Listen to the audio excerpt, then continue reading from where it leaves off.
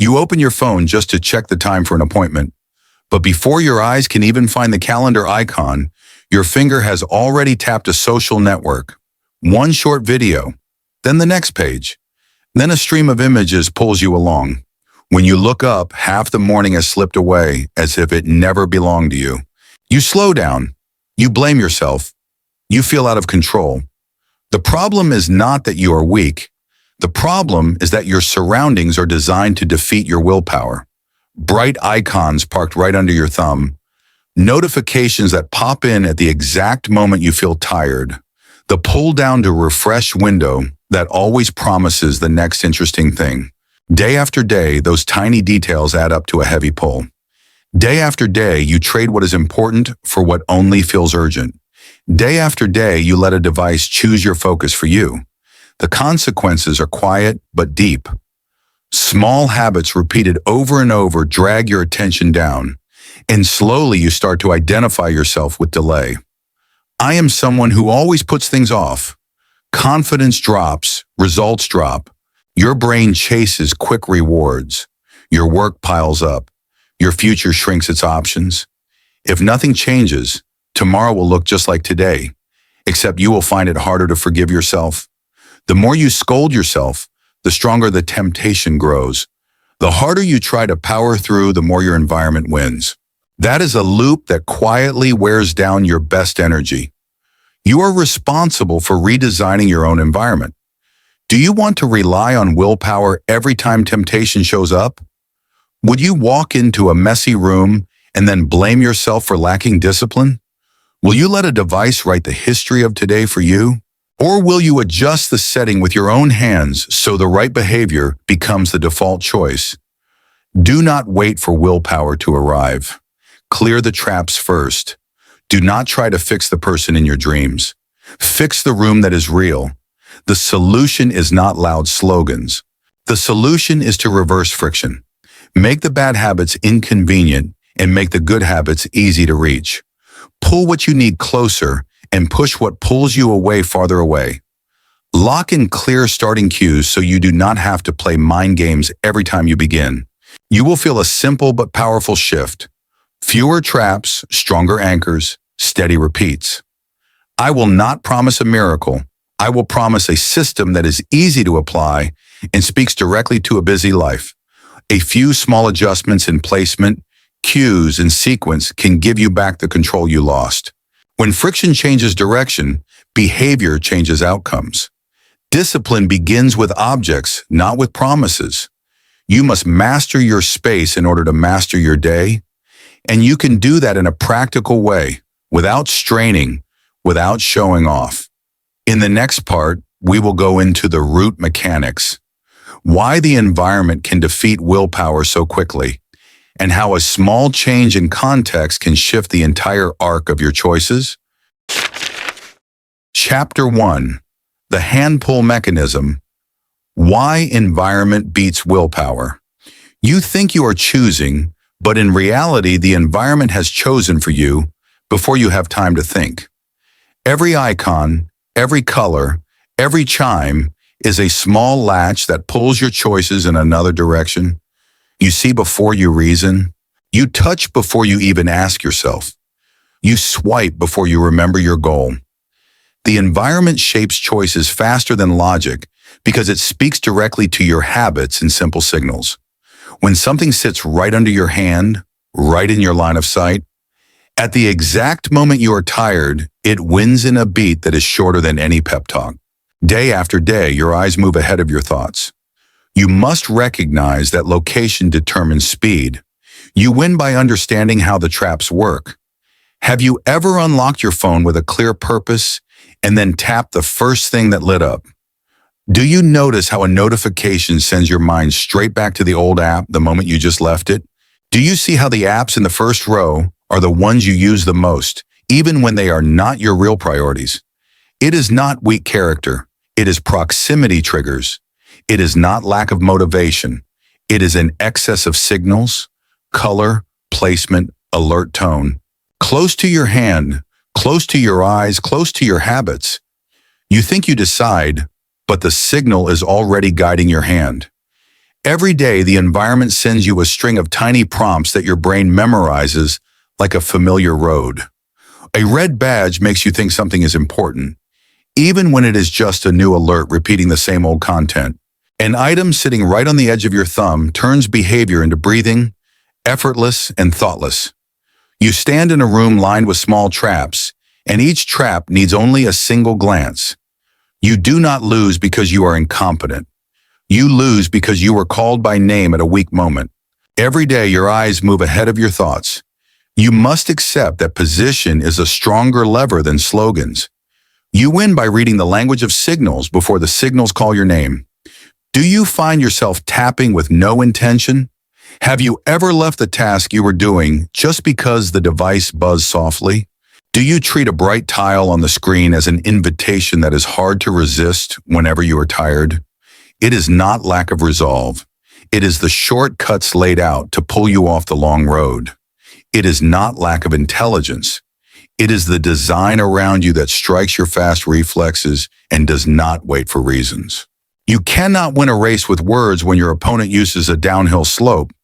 You must see where that slope is, how steep it tilts, and why it makes your feet slide on their own.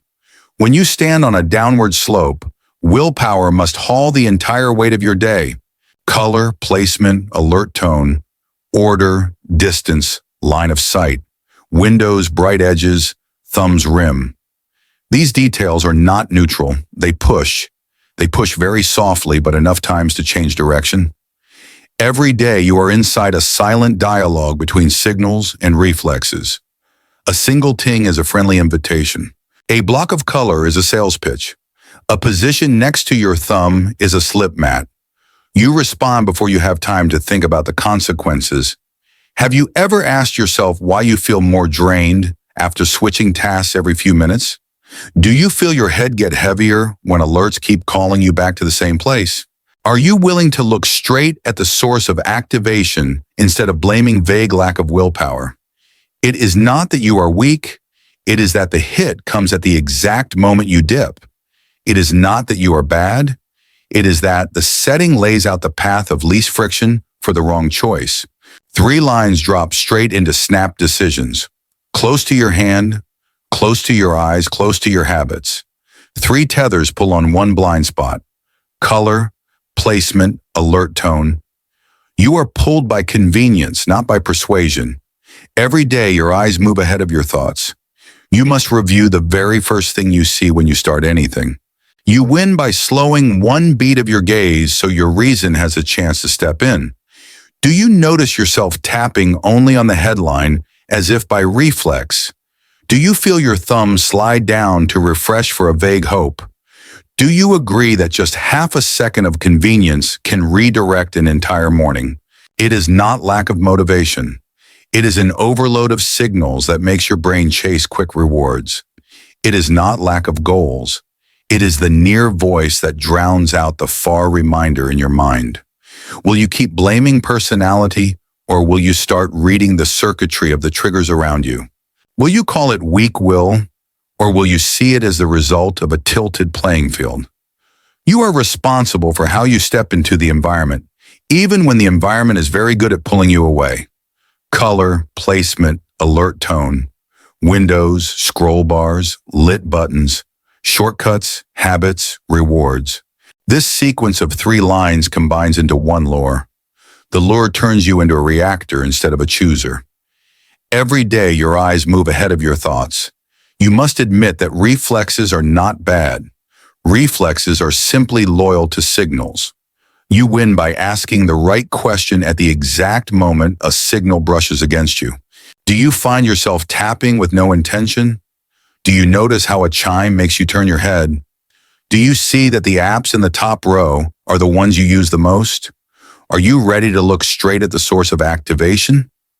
Do not blame yourself. Name the mechanism that is running around you. Do not scold your willpower.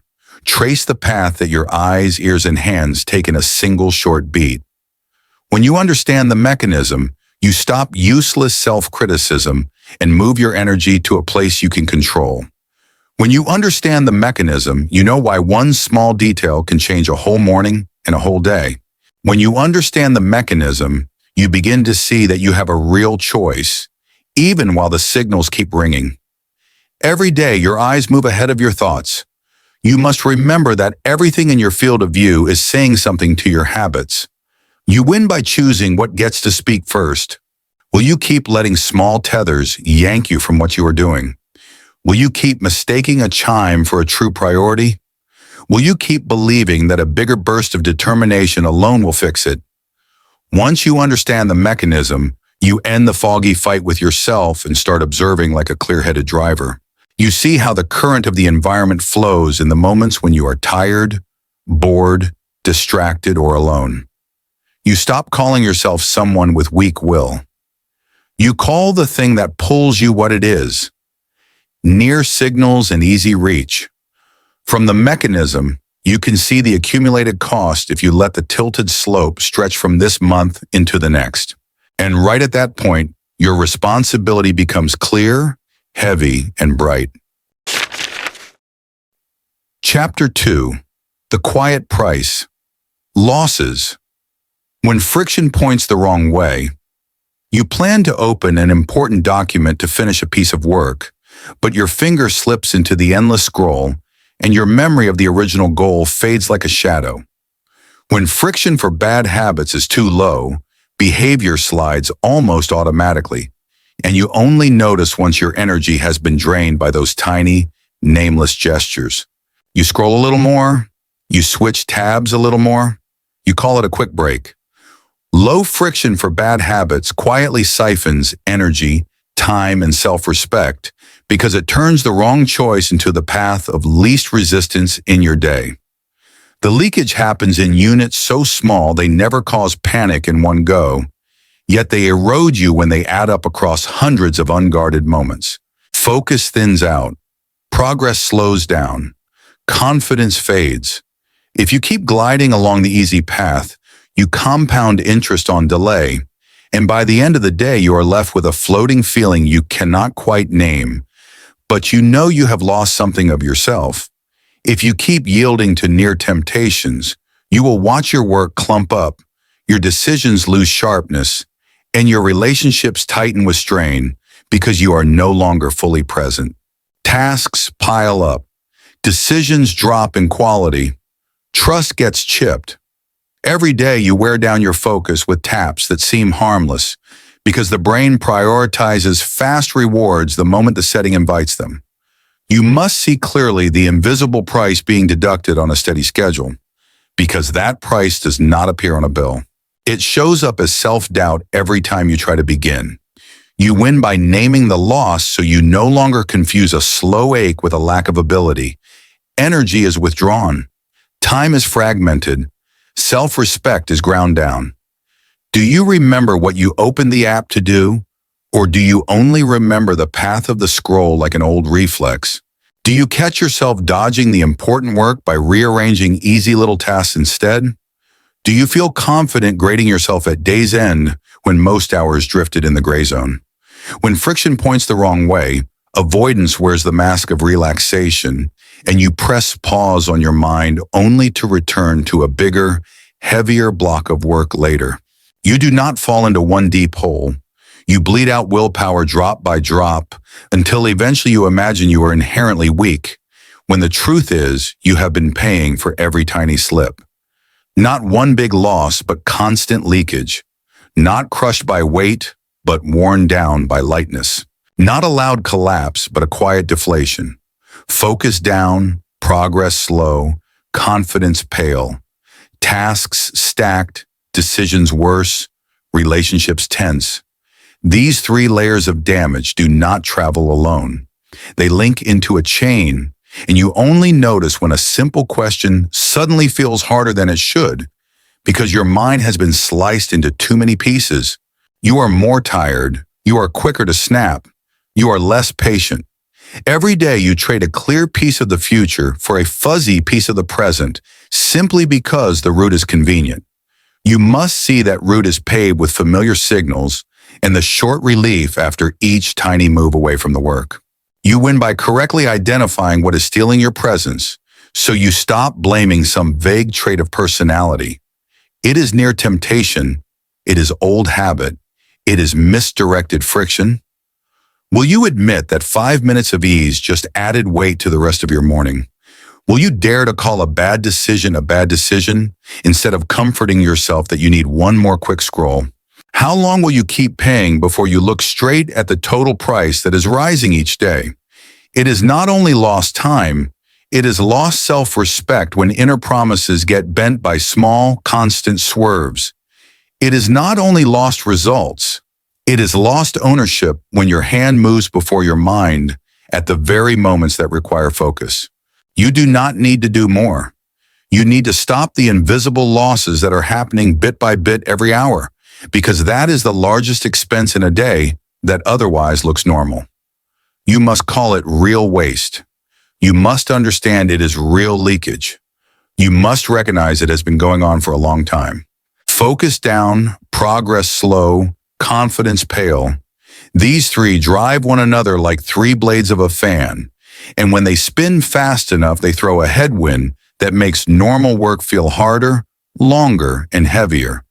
Tasks stacked, decisions worse, relationships tense. These three demand a higher emotional interest payment, and you pay it with pointless irritability toward family or coworkers because you are already exhausted by nameless scrolling. The price is not displayed. The price still exists. The price is paid by you. Every day you walk out of your day with a feeling of half done because too many windows are open and each window is half done itself. You must understand that the brain hates unfinished work, and that very feeling of unfinished pulls you back into the loop to chase a fake finish, while the real task sits quietly waiting for you. You win by separating short-term comfort from real progress, so you stop using the former as proof of the latter. It is not progress. It is not rest. It is not freedom. Do you notice that the more you scroll, the more tired you feel, even though the original reason was to relax? Do you remember how many small moments with loved ones you have missed because your eyes stayed on the screen? Do you see that your mornings feel brighter than your evenings, mostly because of quiet leaks, not because the work was too hard? Do not blame personality. Look at the mechanism that is operating quietly on your desk and in your pocket. Do not conclude that you lack capability. Admit you are living in a current of easy reach that makes the wrong choice cheaper than the right one. Do not chant slogans. Read the invisible invoice out loud so you can relocate the center of your life in each moment. You name the true cost. You see the real loss. You stop the real denial. Focus down, progress slow, confidence pale. That is your layer of awareness, behavior, and identity all being eroded at once. Not by a storm, but by steady rain on soft ground for many days. Tasks stacked, decisions worse, relationships tense. That is your layer of work, judgment, and connection all under strain at once. Not because someone attacked you, but because you were no longer present enough to give fully. The consequences are not loud. The consequences are persistent. The consequences must be faced. Every day you sign a small contract with delay with one downward swipe, and the other party collects full interest after you turn off the screen, leaving you with a wordless sense of being behind. You must see that contract is a bad deal because it trades deep freedom for shallow freedom, and it trades ownership for reactivity. You win by ending the fog in how you rate your day and by separating emotional losses from real rest. You once confused them. You once forgave them unconditionally. You once called them by the wrong name. Are you willing to admit that doing nothing is not rest if your mind is still being dragged by signals? Are you willing to accept that quick fun and long fatigue is a loss, not a gain? Are you willing to stop self-soothing and start an honest conversation with yourself about the price you're paying? The consequences are not loud, but they are persistent, and they collect in places you think no one sees. In the way you hesitate before a small task, in the way you avoid a necessary call, in the way you refuse to look long at a worthy goal. Seeing them is the required step to reverse direction, because you cannot adjust anything you still minimize, dodge, or redirect. When you call the loss by its right name, you bring light to the leaks, and light always makes hiding habits short of breath. You begin to reclaim presence. You begin to reclaim respect. You begin to reclaim agency. Once you see the price you are paying, it is time to take back agency, and the next chapter will place you at the center of redesigning the context so the path no longer tilts the wrong way as it used to. Chapter 3. The Agency. Axis. You are the architect of habit. You step up to a tidy desk, light falling right onto an open notebook, with a pen resting across the edge. No tangled charging cords and no flickering icons, only a wide enough space for your mind to stand upright and see what needs to be done. A quiet surface, a quiet mind. Fewer things, less noise. Clear place, clear self.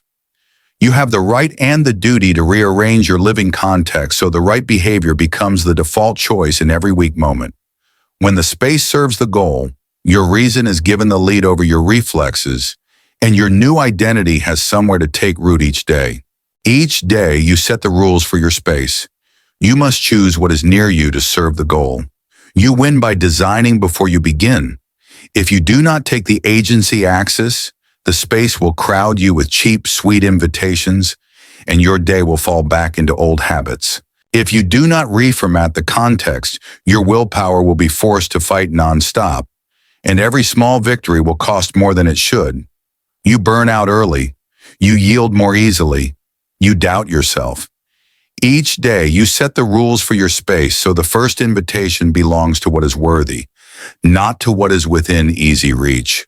You must choose what is near you to serve the goal, so your eyes see the right thing before your hand reaches for the easy thing.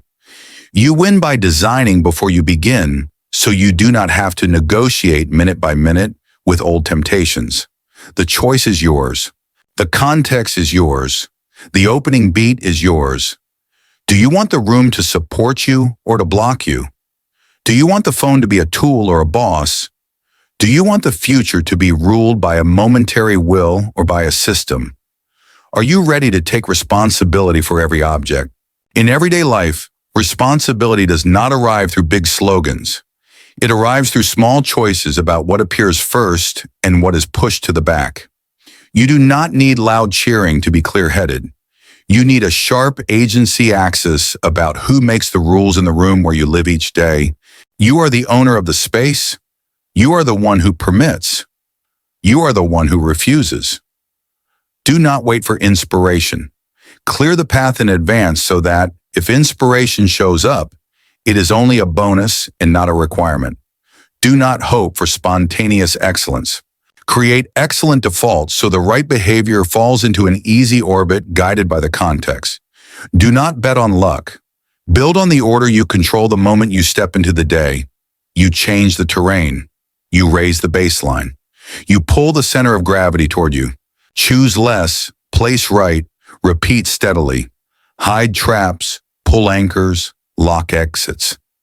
These three clusters are the language of agency because agency always speaks in order rather than scattered promises. Fewer things calm the eyes. Right placement steadies the hands. Consistency steadies the mind. Some days you will be tired. Sometimes you will be discouraged. Sometimes no one will clap. Yet the foundation will stand if the rules you set are sound and clear, because the foundation does not need praise to do its quiet work of support and guidance. Each day you win by protecting the right to open with what matters, the right to appear for what is right, and the right to withdraw what is noise. You win by putting yourself in the position of approver, not petitioner, inside the room named an ordinary day. You win by treating order as a commitment of identity, not a passing preference. Order is power. Power is responsibility. Responsibility is freedom. Do you want the room to support you or to block you? Do you want the phone to be a tool or a boss? Do you want the future to be ruled by a momentary will or by a system? Look again at the opening scene. A clear desk, a notebook, a pen, and a space wide enough for one clear thought to appear. Not a picture-perfect setup for photographs, but a launch pad so you do not pay a friction tax every time you begin, because the agency axis is already in your hand from the first second. You call it the new normal. You call it house rules. You call it identity. Do not wait for inspiration. Clear the path first so feelings no longer have the right to decide the route of your behavior. Do not hope for spontaneous excellence. Create excellent defaults so your willpower is not forced to rescue decisions that lack a foundation. When you stand as the architect, you are not hunting for miracles. You build a broad, level floor so each step is lighter and sure. You neutralize collisions. You reduce the wrong friction. You increase the right friction. Choose less, place right, repeat steadily. These three make sure your day does not leak out the edges through small cracks of clutter, and they gather scattered attention to a point that has value.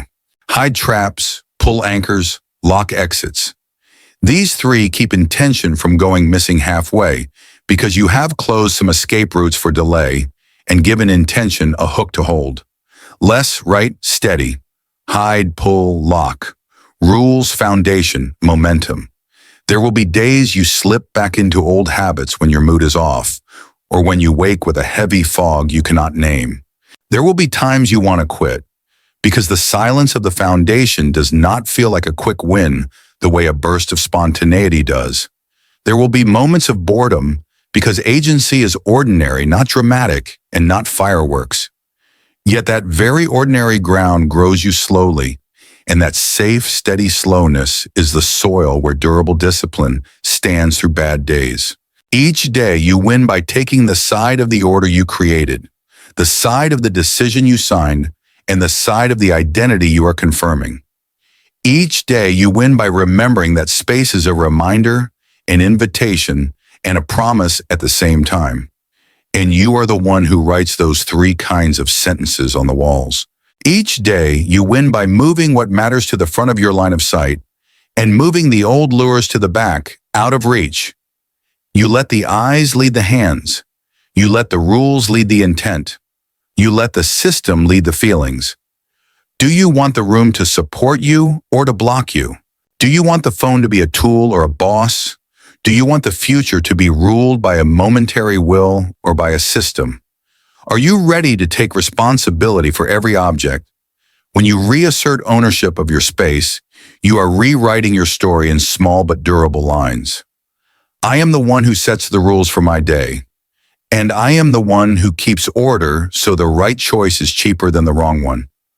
A new identity grows from small, repeated choices, not from a grand oath on a rare day.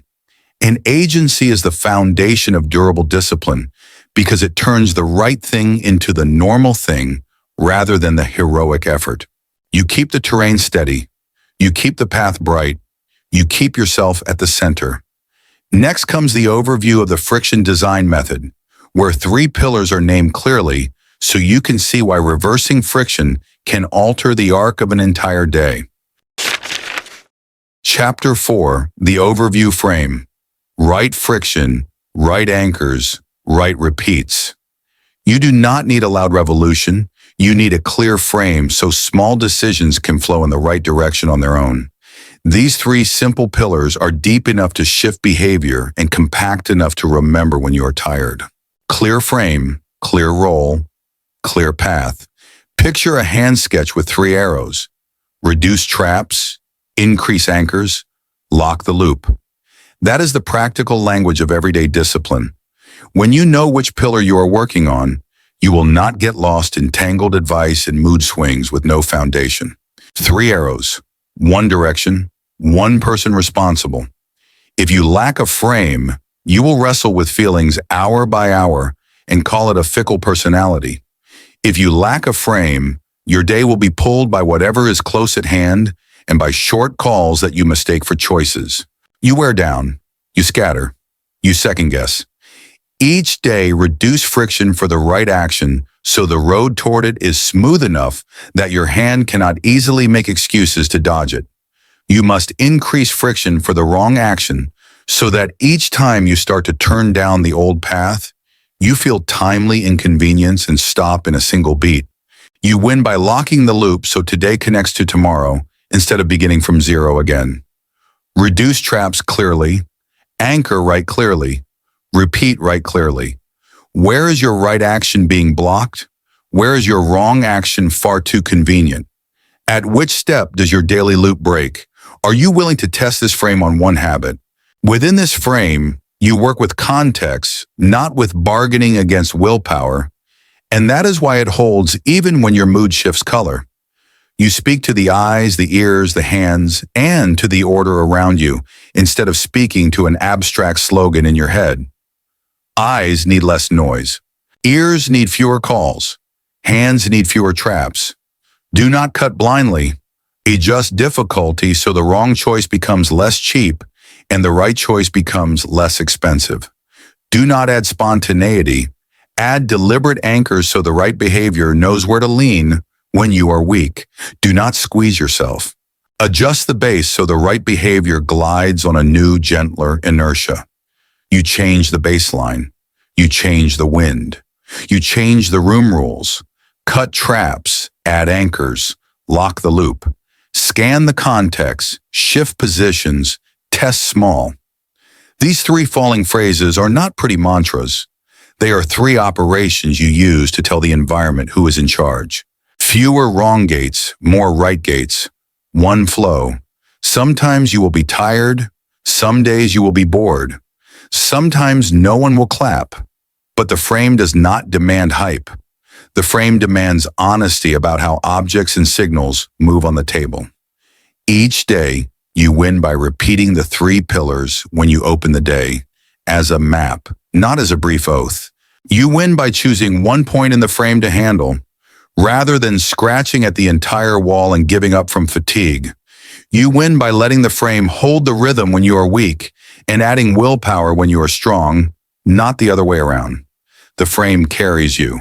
You carry the rest. The day drifts less. Where is your right action being blocked? Where is your wrong action far too convenient? At which step does your daily loop break? See reduced traps as a way to work with misdirected friction, increase anchors as a way to work with starting cues, and lock the loop as a way to work with the repeat that builds identity. When these three speak the same language, you no longer need to summon willpower to put out fires every time your heart dips in the middle of the day. You are less tense. You jerk less. You blame yourself less. Do not fix feelings first. Fix the desktop first so feelings follow once the context is safe. Do not blame personality.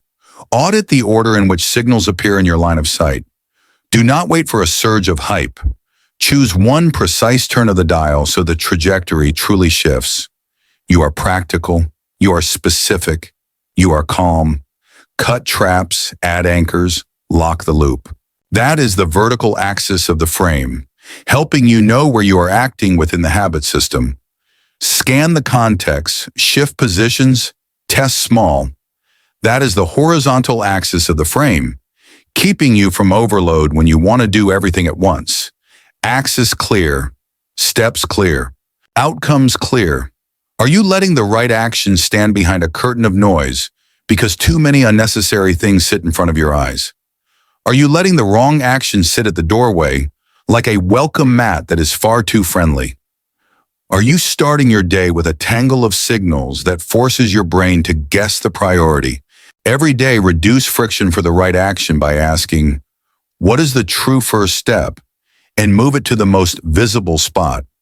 You must increase friction for the wrong action by asking honestly, what am I rolling out a red carpet for?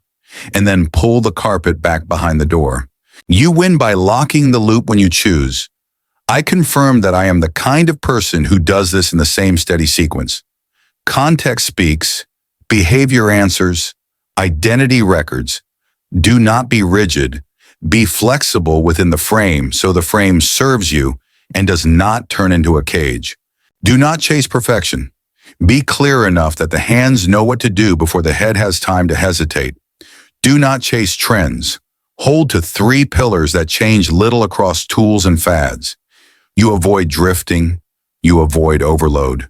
You avoid snap breaks. Cut traps, add anchors, lock the loop. These 3 cuts are not 3 extra tasks. They are 3 clearance orders that make everything else cheaper.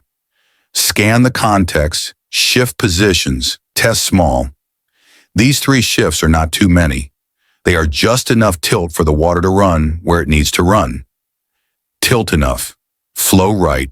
Steady results. Where is your right action being blocked? Where is your wrong action far too convenient? At which step does your daily loop break? Are you willing to test this frame on one habit? On many days, you will feel more impulsive when tired. And that is exactly when the frame shows its value, because it does not ask for your feelings' permission. The frame works with objects, distances, and sequences, the very things that do not change just because you argued, or got busy, or slept too little.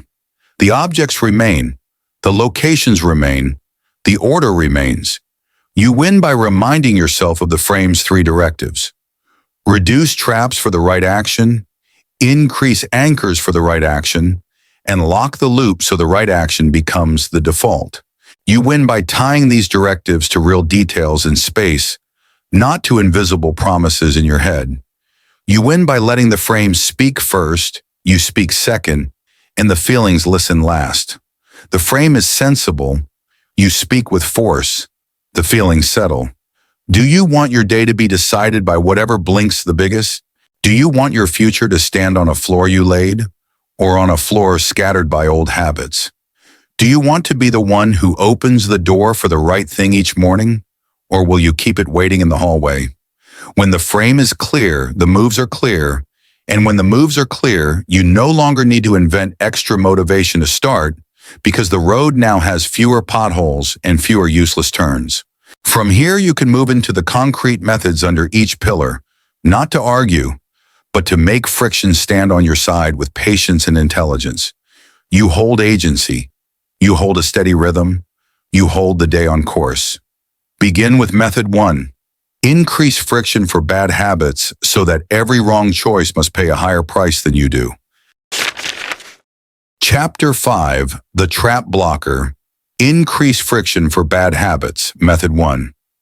You do not need to ban yourself forever. You need to make the road to a bad habit so cumbersome that you hesitate to take a step. When your hand must go through a few extra motions, your mind has time to slip in one clear question before the old reflex runs. You move away from temptation. You slow down one beat. You choose again and choose right. You unlock your phone and notice social media has been pushed to the 3rd screen. The icon is dimmed and notifications are completely turned off in settings. At the moment you want to scroll, you pause because you must swipe, you must search, you must enter one more step, and that very step is long enough for reason to speak up. Each day you move the traps away from your hand. You must make it slow and cumbersome. You win by making the bad action feel tired. If you do not increase friction, the bad habit will always win because it is cheaper, closer, and faster than the right behavior in every situation. If you do not add a speed bump, the old reflex will flow like water to the lowest spot, and you will blame your weak will even though the rules are stacked against you. You lose focus. You lose time. You lose self-respect. Each day, you move the traps away from your hand by pushing the icons to the back, placing them inside a neutrally named folder, and hiding them from the first screen. You must make it slow and cumbersome by turning off all push notifications, removing bubble previews, and stripping away the chime that calls you back. You win by making the bad action tired like a bumpy road, so every time you want to turn, you ask yourself, is it worth it? Before you take a step. Silence the chime, then dim the lights. Add a step, then add a thought. Far from the hand, far from the habit, will you dare add one step so you can ask, is it worth it? Do you really need notifications lit up all day? Will you keep those apps in the top row? Will you try moving the traps today? In everyday life, increasing friction means turning one tap into many taps, turning auto-open into must-enter, and turning go straight in into stop here. You swap a fast default for a slow default with concrete moves. Hide the icon, revoke auto run, sign out after each use, and require signing back in with a long chain of passwords. You do not need to be a superhero. You only need to place a few small stones on the slope so the slide weakens before it sweeps you along. Less easy reach, less impulse, less slipping. Do not ban absolutely. Make it just hard enough that instinct must pay a fee before it can act. Do not scold yourself. Level the field so the right behavior is cheaper than the wrong behavior in the same context. Do not suppress feelings. Place obstacles in the path of reflex so feelings do not get to puppet your hand. You change the rules of the game. You change the friction balance. You change the default habit. Relocate, silence, add steps. Hide icons, block hours, lengthen passwords. These 3 falling phrases are 3 doors that slow reflex and give you a chance for a reason to arrive on time. A little harder, a little longer, a little clearer. Some days you will be tired. Sometimes you will be bored. Sometimes no one will clap.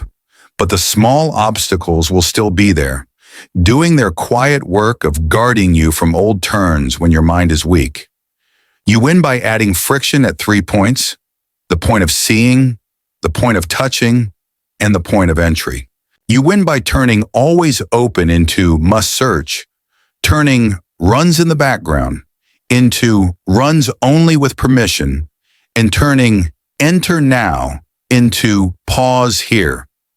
You win by letting the context handle the hardest job of blocking reflex, and then you step in to choose what is right. Block the eyes by moving it to the next screen. Block the hands by adding a step. Block the entry by requiring sign-in. Will you face your phone and list the apps that are stealing your presence? Will you turn off every push notification except for a few that truly matter? Will you set a password so long that even you feel reluctant when you're in a weak moment? Do not turn yourself into an ascetic. Turn the bad habit into an inconvenient errand that forces thought. Do not fix the person in the mirror. Fix the path under your feet so every wrong step catches. Do not hope to be very strong. Aim for just hard enough so reflex has time to think. You build small eddies that resist. You bend the slick momentum. You take back one clean breath. Relocate, silence, add steps. That is the axis that works on hands, ears, and eyes, helping you cut the trigger chain before it ties you to the loop. Hide icons, block hours, lengthen passwords. That is the axis that works on doors, locks, and timing, forcing reflex to pass through multiple gates to reach the quick reward. More gates, fewer exits, more chances to stop. Each day you move the traps away from your hand by pulling them out of direct sight and stashing them where you must be deliberate to get there. You must make it slow and cumbersome by adding a confirmation step, a neutral question, or a blank screen that invites self-check. You win by making the bad actions so tiring that you feel lazy, and that laziness saves you at the right moment. Too lazy to re-enter saves you. Too lazy to search saves you. Too lazy to wait saves you. Have you noticed that adding just one step can make you forget the old impulse? Do you see that when the icon no longer shines in front of you, the urge drops a notch? Do you see that a long password is a quiet message that says, "This is not what you need right now"? Do not rely on slogans. Rely on the layout of objects and the rules of on and off to change behavior. Do not spend hours in self-blame. Place a stop pin at the start so there is nothing to blame. Do not strain every morning. Quietly change a few locations and permissions so your evening is less drained. Be cold toward the trap. Be fair to yourself. Be kind to your future. Relocate, silence, add steps. These 3 move you from reactor to actor in each familiar tap. Hide icons, block hours, lengthen passwords. These 3 turn a fast reflex into a responsible decision because there is no shortcut left for the bad habit. The shortcut is closed. The right road is less steep. The way ahead is brighter. Some days you will not do it well. Sometimes you will still take the old turn. Sometimes you will be annoyed by entering too much. But that small annoyance is the insurance premium you pay to protect the clear hours you need for the work that matters. You win by admitting that reflex is not bad. It is simply loyal to the cheapest route, and your job is to make sure the cheapest route no longer leads to a bad habit. You win by charging every poor behavior an entry fee, and that fee is time, motion, and intention. You win by remembering that context is the gatekeeper, and you are the one who sets the rules for the gate. Rules are clear. Gates are strict. The guard is alert. Do you still want to place a trap at the doorway so you trip every time you pass? Do you still want to allow the chime to pull you away in the middle of important work? Do you want to keep calling it relaxation when it is actually loss? When the trap sits farther away, you get one breath to choose again, and that breath is enough to change the decision because you have remembered where you are going. Increasing friction is not a war. It is a reasonable slowing technique that gives awareness the right to speak at the right time, and it puts you back in the driver's seat. You stand above reflex. You stand steady in the call. You stand on the side of what is right. Next is method 2. Reduce friction for good habits so the path to the right behavior becomes light, near, and easy to start, like a natural breath. Chapter 6. The Good Slide. Reduce friction for good habits. Method 2. Imagine opening your eyes and seeing your notebook and pen already on the desk, your running shoes waiting by the door like a calm invitation. When the right thing is within reach, the brain does not need long negotiations, and the body can begin before laziness has a chance to speak. Close to your eyes, close to your hands, close to your intent. Your goal is to make the right action fast, near, and easy to start in the weakest moments of the day. When the opening is as simple as a breath, you prevent most of the tangle, because the hardest part of any habit lives in the first 5 seconds. Each day, you keep the right thing within reach. You must prepare one starting move in advance. You win by beginning in the first few seconds. If you do not reduce friction for what is right, you will have to depend on inspiration to get going, and inspiration is as fickle as the weather of the mind. If you do not stage the tools, you will pay petty taxes before every start, and those taxes are enough for the old reflex to win. You hesitate, you delay, you abandon. Each day, you keep the right thing within reach by giving it a visible, honored place. You must prepare one starting move in advance, a step so simple it requires no thinking and lets the start happen naturally. You win by beginning in the first few seconds, so hesitation does not get to occupy your body any longer than it deserves. Clear place, clear step, clear launch. Are your tools sitting exactly where they are needed? Is your first step already clear? Have you paired a light reward with the hard task? Are you ready to make begin as easy as breathing? In everyday life, reducing friction means turning the right action into the path of least resistance by putting tools in the right spots and trimming the opening ritual. You leave the notebook and pen open at the corner of the desk. Put the water bottle by the chair and face the shoes toward the door like a quiet command. Set in place. Streamline. Pair up. Do not wait for inspiration. Lay out the tools as if the right action were a guest of honor who needs a wide, private entrance. Do not keep things far away. Pull them close so your hands do not have to search, because searching is a kind of friction that makes you drift. Do not leave it to chance. Arrange the scene so the right behavior holds priority while your body is still sleepy. Less negotiating, less wavering. A smoother slide, set in place, streamline, pair up, cut noise, clarify steps, clarify placement. These 2 falling tricolons are enough to pour a new floor for your day, where the right thing is paved by order, not by slogans. Flat floor, light momentum, immediate step. Sometimes you will be tired. Some days you will not feel like it. Sometimes the room will be too quiet.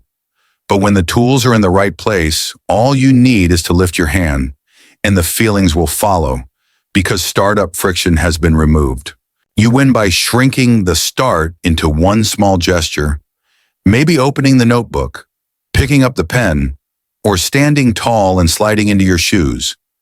You win by pairing the right habit with a light reward, maybe soft music, or a cool sip of water as you begin. You win by reducing the first choice to only start or not start with what. Fewer choices, less thinking, less quitting. Are you making the right action pass through 3 doors before it can begin? Are you asking yourself to find tools buried in a pile of clutter? Are you letting laziness win because you had to turn around to fetch the one missing item? Lay out the notebook and pen before you leave the desk, so next time your hand lands on a page that has been waiting. Leave the shoes at the door, laces loosened, so next time the body only has to slide in and step outside even if the mood has not agreed yet. Keep the water bottle filled, so next time you have a gentle cue that says, "We have started," and hesitation drops a notch. The body moves first, the feelings follow, the reason catches up. Do not argue with laziness.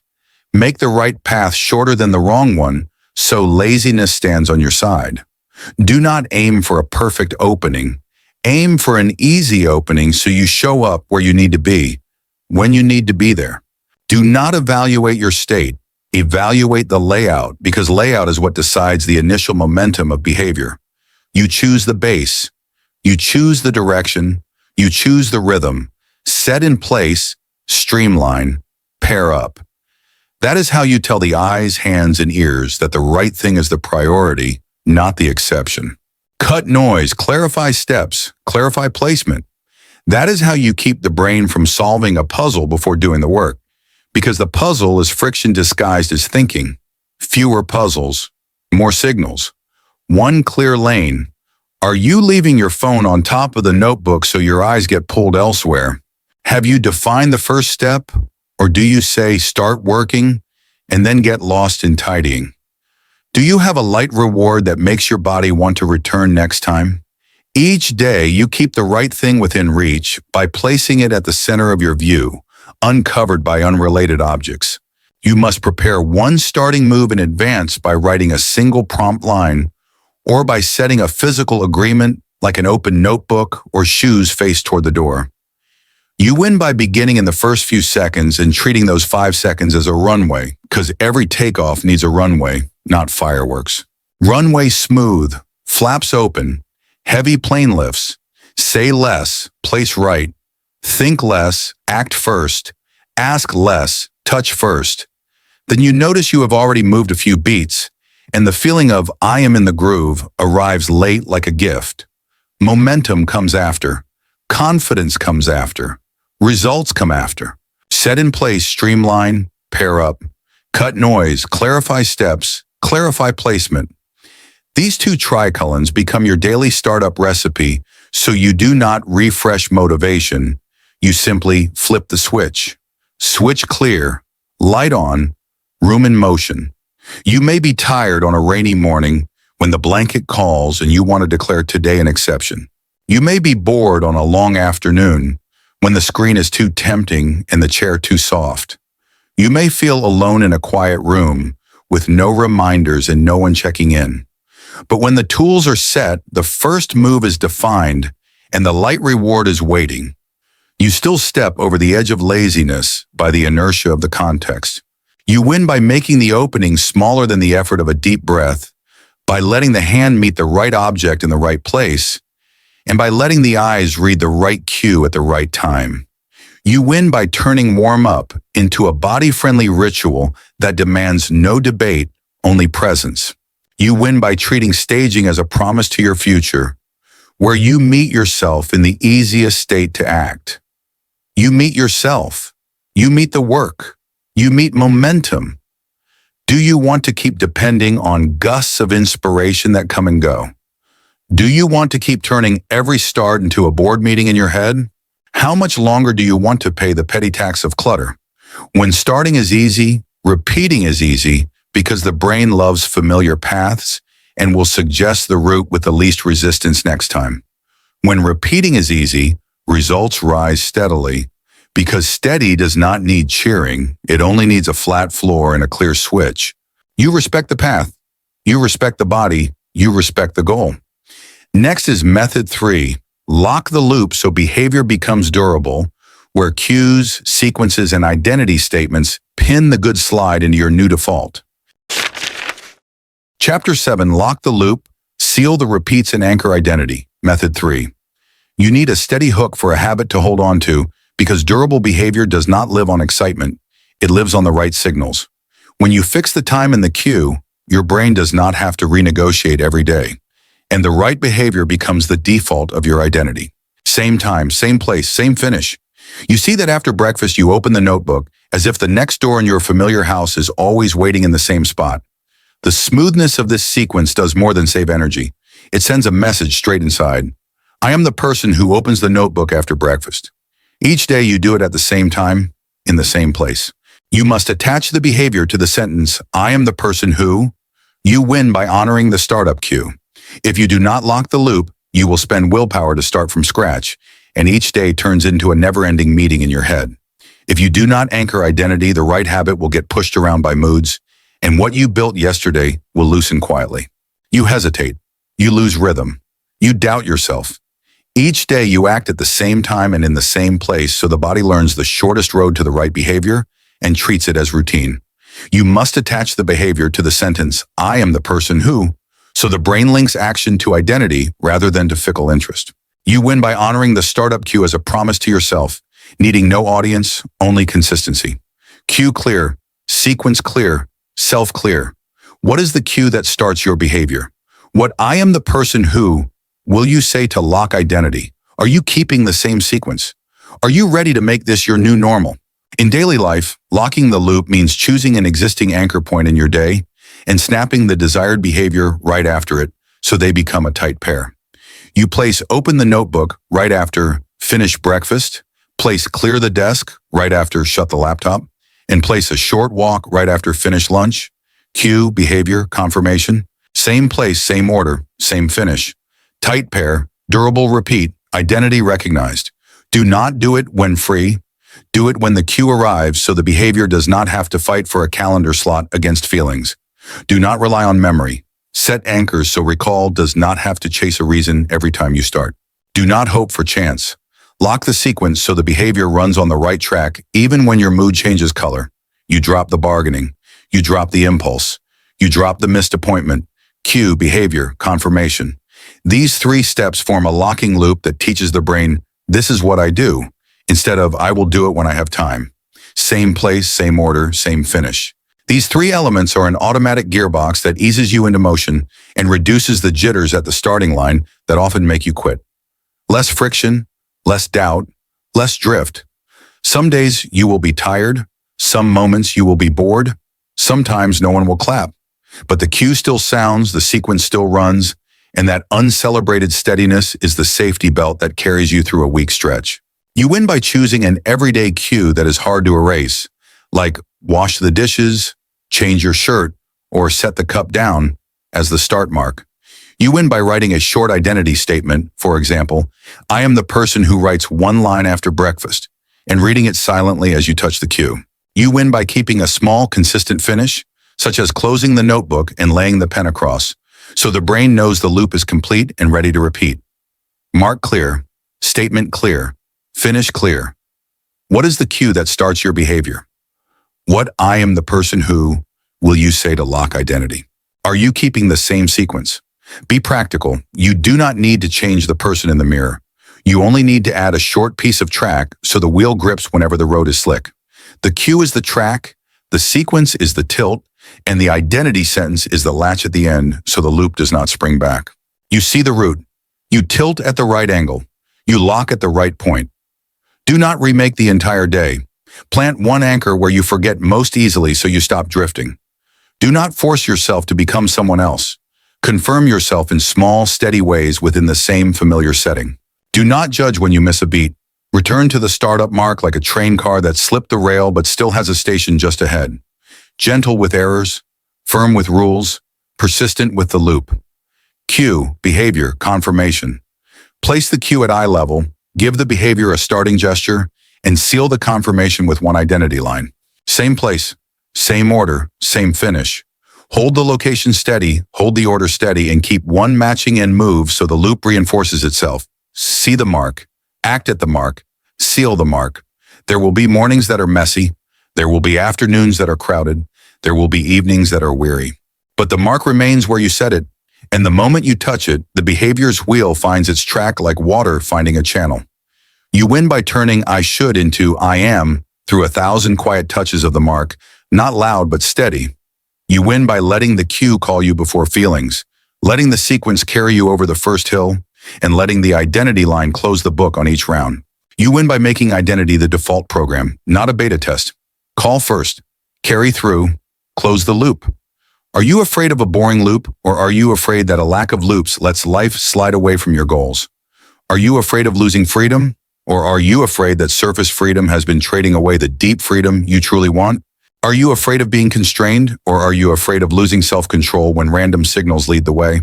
When the loop is locked, you hesitate less, because the question, do I do it or not, no longer stands at the front of the day. Energy goes to moving forward instead of fighting, and you feel lighter because you are not negotiating with willpower every time you start. You trust your hands. You trust the natural schedule. You trust the new identity. The 3 methods are now clear, so move on to practical maintenance, where you learn the art of returning quickly with short laps and light rituals so momentum does not break on hard days. Chapter 8. Discipline. Maintenance. Sustain with short laps and rituals. When the day gets tight and your head feels heavy, discipline does not need a performance. It needs a short lap that keeps the trajectory from breaking. You simply show up with a just enough move and close with a light ritual, so the system keeps running even when energy is not abundant. Show up first, keep it lean, close it clean. You sit down only to complete one brief round and then stand up, instead of quitting entirely and blaming yourself for the rest of the day. That short lap is what keeps the cord between today and yesterday, so you do not have to rebuild from scratch after an unusually busy day. Light yet steady, simple yet firm, quiet yet strong. Discipline lives on short laps and light rituals, not on sudden fireworks that fade into silence. Your foundation is a quick return rhythm and clear open-close cues, so your mind knows we have begun and we are done without anyone watching. Each day you choose a short lap over quitting. You must keep both an opening and a closing ritual. You win by forgiving one slip. If you demand perfection, you will quit when you are tired and turn one hard day into a week of disruption. If you try to compensate with a big push, you will create pressure and push yourself into avoidance because you fear falling short of the fantasy. You overload, you hesitate, you refuse. Each day you choose a short lap over quitting by allowing a condensed session to hold the rhythm when time does not cooperate. You must keep opening and closing rituals so your brain has 2 clear markers and does not float between not finished and not started. You win by forgiving one slip and returning soon, because short distance is the antidote to long procrastination. Do not overcompensate.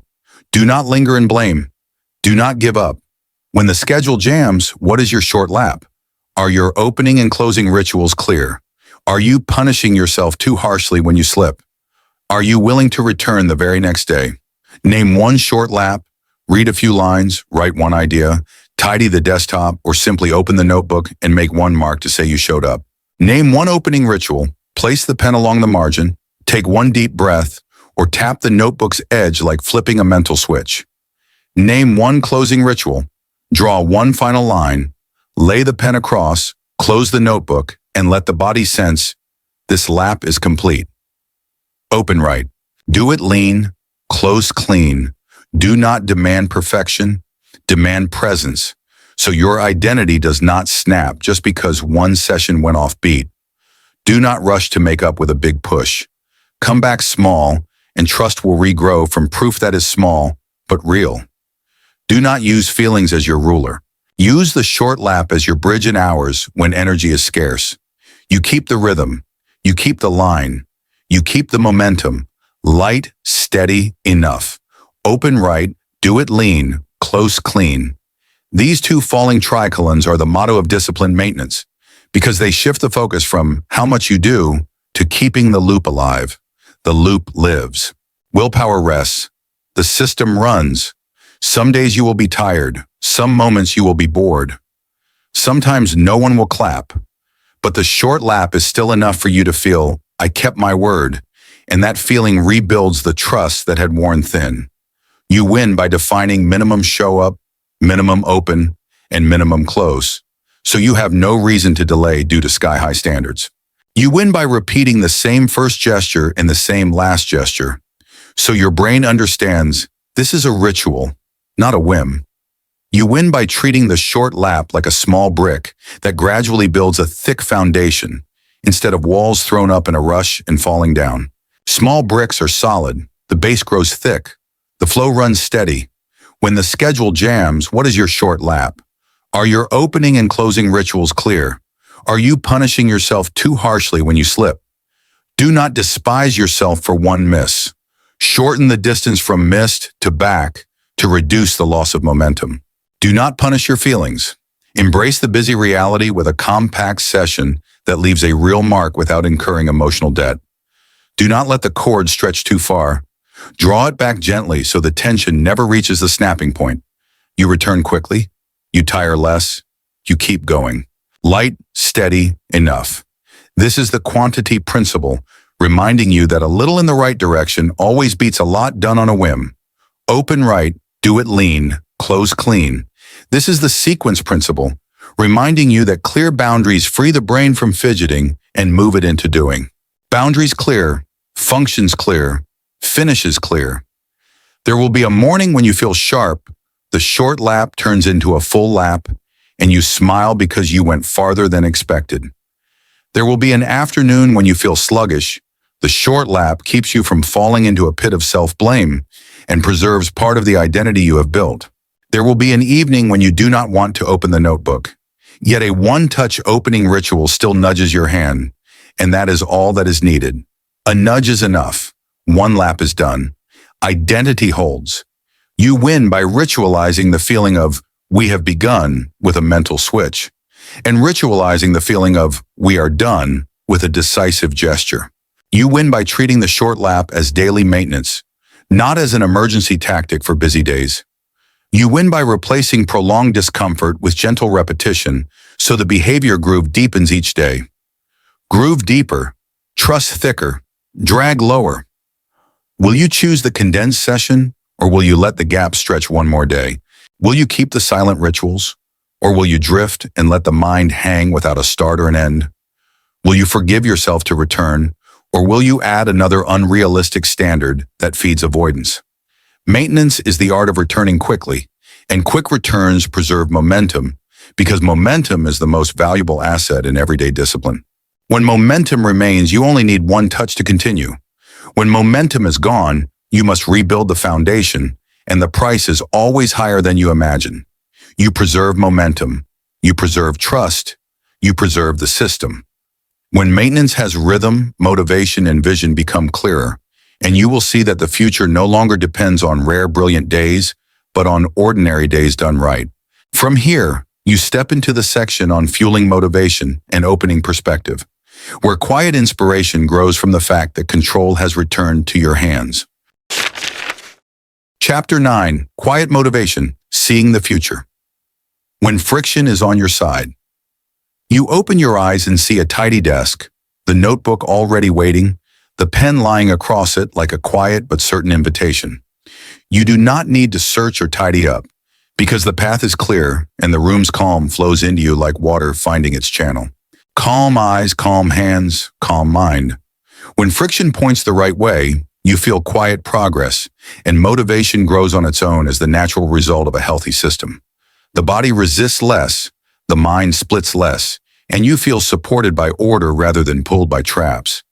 Each day you find yourself more trustworthy. You must look back at the path you have adjusted. You win by honoring small gains. If you ignore the quiet signals, feelings will take over, and you will need pep talks to begin, then wear yourself out waiting for inspiration. If you do not record small progress, your mind will tell the old story of not enough. And that story will slowly but surely erode trust. You become doubtful. You become dismissive. You sag. Each day you trust yourself more when you notice your hand reaching for the right thing in the right spot without being forced. You must review the changes you made to the path to understand why today feels lighter than yesterday and why laziness no longer wins so easily. You win by honoring small gains because small and in the right direction stacks into big, while big in the wrong direction is only empty noise. Steady inside, steady pace, light head. Do you notice the new calm in your day? Do you feel yourself being pulled away less often? Can you name the specific changes? Are you ready to hold this direction for the long run? You place the notebook at the center of the desk and rest the pen across the page, and begin is no longer a fight. It is simply a familiar gesture. You stand up and return to the same chair, and continue is no longer a meeting in your head. It is simply the next step in a smooth line. You close the notebook with one clean final stroke, and done carries enough calm to bring you back tomorrow.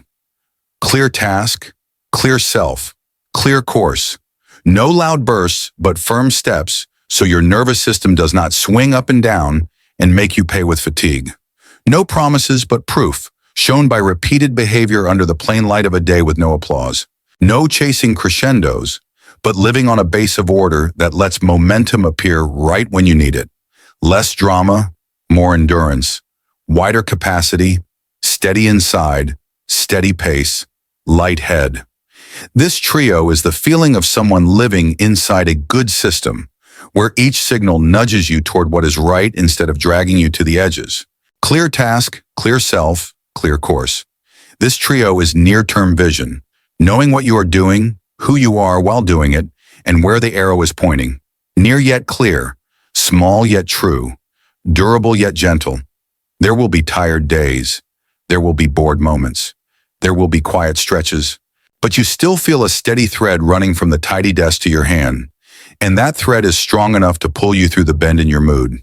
You win by noticing small proofs, fewer windows, fewer task switches, and less self-blame within the same ordinary day. You win by reading the calm signals, a room with fewer calls, eyes meeting fewer traps, hands finding the right spot exactly when needed. You win by letting results speak to you before your mind can retell an old unfair story. Fewer trap calls, fewer slipping hands, fewer tangled thoughts. Do you notice the new calm in your day? Do you feel yourself being pulled away less often? Can you name the specific changes? Do not inflate achievements.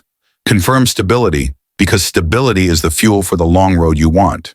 Do not wait for others to approve. Certify yourself through small moments of control scattered across your day's history. Do not compare loudly. Compare last week's you with today's you inside the same redesigned setting. Be fair to yourself. Be sober with inner metrics. Respect natural pace. Steady inside, steady pace. Light head. This is the mental dividend when friction is on your side. Paid out daily rather than in bursts that vanish. Clear task, clear self, clear course. This is the simple dashboard you can glance at and know everything is on track. One glance. Instant knowing. Keep going. There will be a morning when you lack desire, yet your hand still opens the notebook, and you realize motivation is no longer the entry ticket. There will be a noon when you feel worn, yet your eyes still find the next line, and you realize progress no longer depends on mood's luck. There will be a night when you feel alone, yet the room stays calm, and order embraces you, and you realize control brings a quiet warmth, quiet strength, quiet confidence. You win by letting the system deliver late gifts, the feeling I am trustworthy, the feeling I am present, and the feeling I am moving forward. You win by seeing the near horizon, one clear day linked to another clear day, then a clear week, then a clearer you. You win by remembering that real motivation comes after control, not before control. Control first, motivation after. Future opens. Do you want to keep living on rallying cries, or do you want the quiet base that supports you every day? Do you want to keep needing fireworks, or do you want steady background light that lets you work without stumbling? Do you want to keep borrowing motivation you will repay tomorrow, or do you want daily interest from the system you built? Real motivation comes from the experience of control, and control comes from design, where friction is turned the right way, so bad habits tire, good habits glide, and loops hold.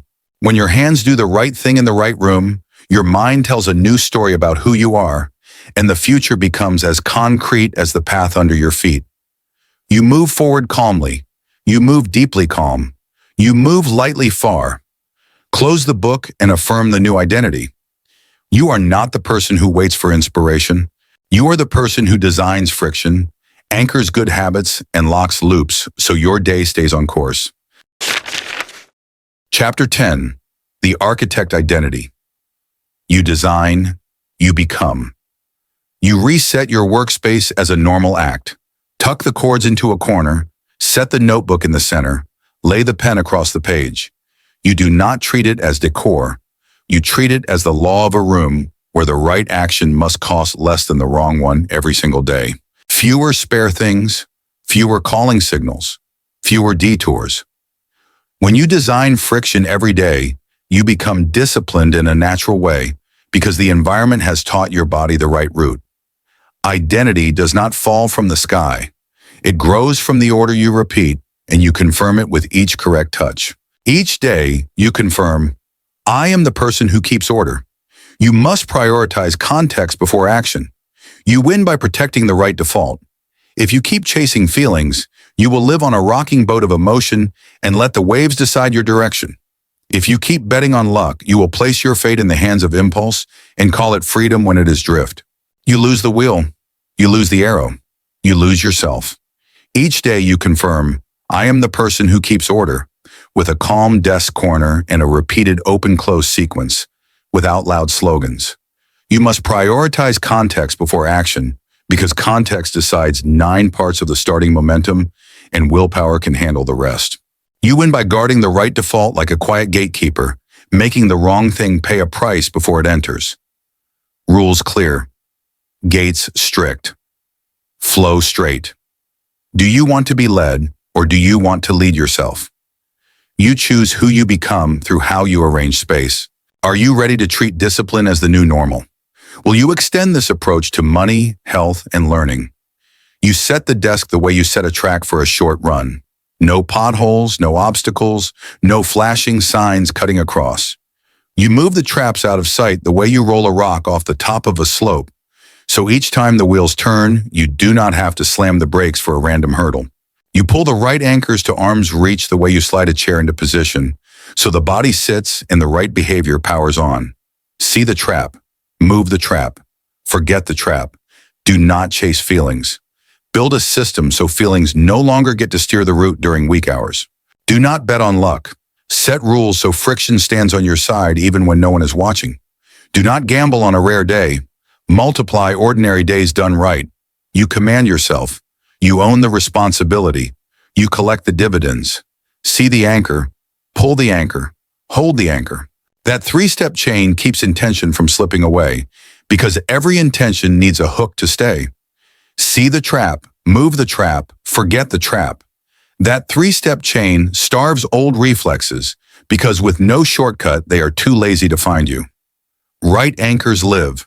Distant traps die. Defaults change. Some days you will be tired. Sometimes you will be bored. Sometimes no one will clap. But the rules still stand like mile markers, and you simply walk from marker to marker with nothing extra to think about. You win by letting the room answer for you when your mood asks, "Are we working today?" By pointing to the rules already written into the layout. You win by letting identity speak before action. I am the person who keeps order, and the behavior follows as a door swinging on the right hinge. You win by expanding the principle beyond the desk, the wallet, the fridge, the bookshelf, even the daily travel schedule. Context speaks up. Behavior follows. Results record. Do you want to be led or do you want to lead yourself? You choose who you become through how you arrange space. Are you ready to treat discipline as the new normal? Do not play the wanderer. Play the architect, because the architect does not wait for the road to appear. The architect lays the road.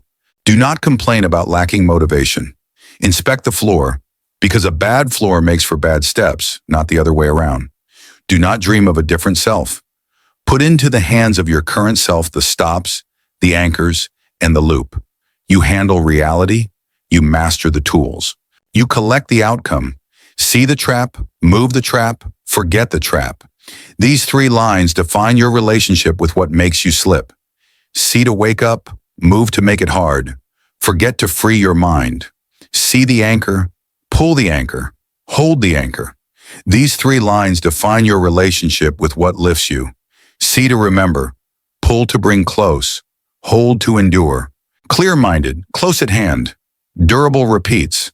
There will be mornings when you must resist a heavy head and cheap invitations, and that is when the system proves why it exists. There will be middays when you lose rhythm to a small disruption, and that is when the open-close rules save your afternoon from sliding away. There will be evenings when you are weary, yet the familiar finish, lay the pen across, close the notebook, power down the screen, gives you a rounded sense of closure that lets you sleep well. Head settles, day settles, you settle. Each day you win by protecting the right default from old shortcuts, by building a simple, stubborn system, and by confirming identity through tangible objects. Each day you win by prioritizing context before action, because good context gives behavior a chance, while poor context gives behavior an excuse. Each day you win by refusing to argue with feelings and instead giving feelings a quiet room to calm after the behavior has begun. System first, behavior next. Feelings follow. Do you want to be led or do you want to lead yourself? You choose who you become through how you arrange space. Are you ready to treat discipline as the new normal? Will you extend this approach to money, health, and learning? You look back at the whole path. You learned how environment beats willpower. You paid the price to wake up. You took the axis of agency. You built the three-pillar frame, and you executed the three methods. Now you fold it all into one word, identity, because identity is what lets you carry the method through every room, every role, every stage. You no longer ask, do I have discipline today? You say, I am the person who sets context rules and protects the right default. Say less. Do right more. Live easier. Do not chase feelings. Build a system so feelings have a safe place to land instead of steering your hands all over the map. Do not bet on luck. Set rules so an ordinary day produces ordinary results that quietly compound into the extraordinary. Do not wait for others to approve. Approve yourself through a room aligned between eyes, hands, and intent. Trust the foundation. Trust your hands. Trust yourself. See the trap, move the trap, forget the trap. See the anchor, pull the anchor, hold the anchor. These two tricolons are the summary for any space you enter, the office, the kitchen, the gym, or the study corner. Apply the same lens and the architect identity will handle the rest, organizing, adjusting, and reinforcing. One lens. Many rooms, one person. Do you want to be led or do you want to lead yourself? You choose who you become through how you arrange space. Are you ready to treat discipline as the new normal? Will you extend this approach to money, health, and learning? Identity comes from repetition in the right direction, and each time you arrange your workspace like an architect, you sign another line on your own certificate. Do the architect's part, and the results will do their part. Because when the floor is level, momentum arrives, and when momentum arrives, a person becomes consistent without strain. You live tidy. You move steadily. You become. Lock the entire journey in the closing section, where every piece fits into one clear story. You design friction, you anchor what is right, you lock the loop, and you live like the one in charge. You have seen why the environment beats willpower, why the quiet price wears you down, and why the agency axis puts you back in the driver's seat each day. You have walked through three pillars: increase friction for bad habits, reduce friction for good habits, and lock the loop so identity holds.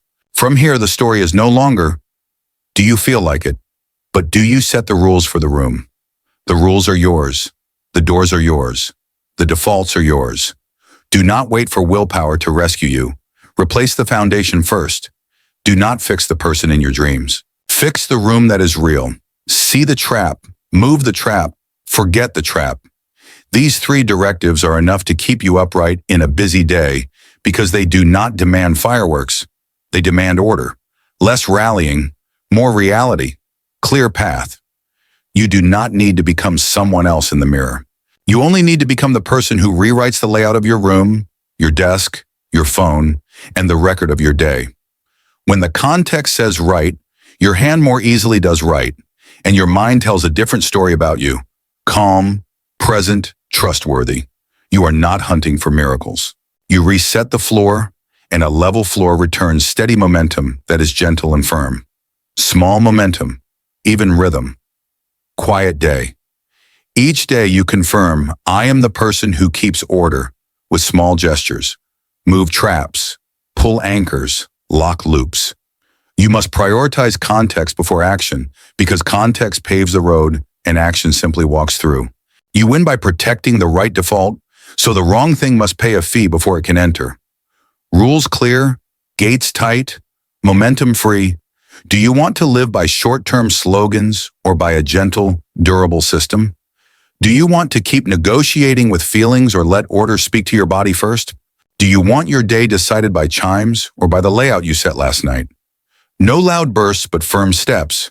No promises but proof. No waiting on the outside, but building inner rules. These three falling lines combine into one simple principle. Make the right thing cheaper than the wrong thing in the very room you live in. Cheaper in effort, cheaper in willpower, cheaper in hesitation. You have learned to maintain discipline with short laps and rituals because returning quickly matters more than one long push followed by a drop. You have touched quiet motivation, the kind that comes after control and does not demand to come before it. You have named the architect identity, the one who does not wait for the road to appear, but lays the road by hand each morning. See clearly, keep it lean, live steadily. No long goodbye, only one reminder. Discipline is not a feeling to hold. Discipline is a room to step into. When you step in, you have already chosen the hardest part, the direction. The rest is ordinary but steady footsteps, and each step is a signature that confirms who you are. Small signatures, thick paperwork, solid identity. Do not wait for willpower to rescue you. Replace the foundation first. Do not fix the person in your dreams. Fix the room that is real. See the trap, move the trap, forget the trap. Let these three lines stay with you when your hand touches the phone, when your eyes meet the desk, when your mind meets the urge to retreat. Short enough to remember, strong enough to use, lived enough to trust. Each day you walk into a space that supports you. The right behavior slides toward you. The future opens because you protect the right default.